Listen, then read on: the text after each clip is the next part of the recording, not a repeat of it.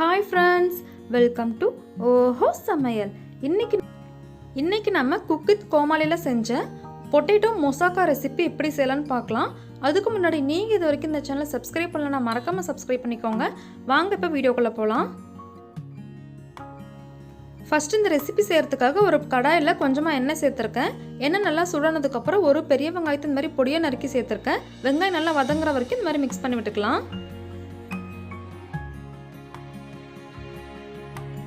வெங்காயம் வதங்கினதுக்கு அப்புறம் 2 தக்காளி இதில் அரைச்சி சேர்த்துருக்கேன். இது கூடவே ஒரு 1/4 டீஸ்பூன் அளவுக்கு மஞ்சள் தூள், 1/2 டேபிள் ஸ்பூன் அளவுக்கு மிளகாய் தூள், கரம் மசாலா, தேவையான அளவுக்கு உப்பு சேர்த்துருக்கேன். இது கூடவே 2 டேபிள் ஸ்பூன் அளவுக்கு டொமேட்டோ கெச்சப் சேர்த்துட்டு இதை நல்லா கலந்து விட்டுக்கலாம். இப்போ இந்த தக்காளி கொஞ்ச நேரம் நல்லா வதங்கிட்டு நல்லா சுண்டி வரட்டும். பாருங்க, கொஞ்ச நேரத்துக்கு அப்புறம் இந்த அளவுக்கு நல்லா ட்ரை ஆகி வந்திருக்கு. இது அப்படியே ஒரு சைடு இருக்கட்டும்.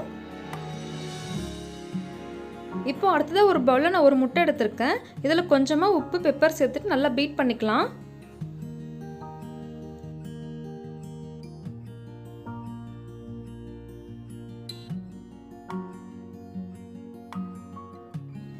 அடுத்ததாக ஒரு பெரிய உருளைக்கிழங்க நான் தோல்லாம் நீக்கிட்டு கழுவி எடுத்து வச்சுருக்கேன். இப்போ இதை நம்ம நல்லா மெலிசாக கட் பண்ணிக்கலாம். பாருங்கள், இந்த அளவுக்கு நான் மெலிசாக கட் பண்ணி எடுத்திருக்கேன். நம்ம அவனில் பேக் பண்ணணும். அதுக்காக இந்த மாதிரி ஒரு கண்ணாடி பவுல் எடுத்திருக்கேன். இதில் கொஞ்சமாக எண்ணெய் தடவிக்கலாம்.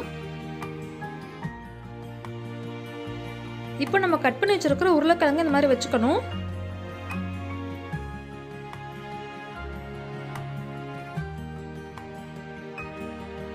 அடுத்ததான் இதுக்கு மேலே கொஞ்சமாக உப்பு, கொஞ்சமாக மிளகாய்த்தூள் சேர்த்துருக்கேன்.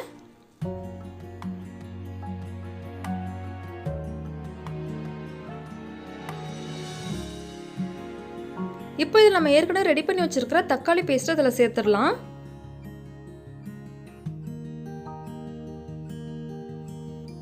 இப்போ இது கூடவே கொஞ்சமாக சீஸ் சேர்த்துருக்கேன்.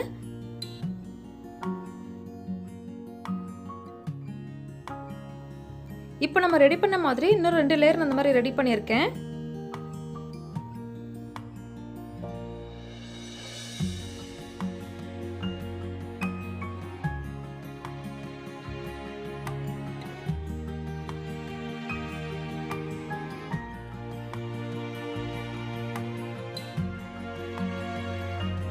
பாருங்கள், இந்த மாதிரி ரெடி பண்ணதுக்கப்புறம் நம்ம ஃபஸ்ட்டு வந்து அவன் ப்ரீ ஹீட் பண்ணணும்னு ஒரு 1/2 மணி நேரம் அளவுக்கு நான் அவன் ப்ரீ ஹீட் பண்ணிட்டேன்.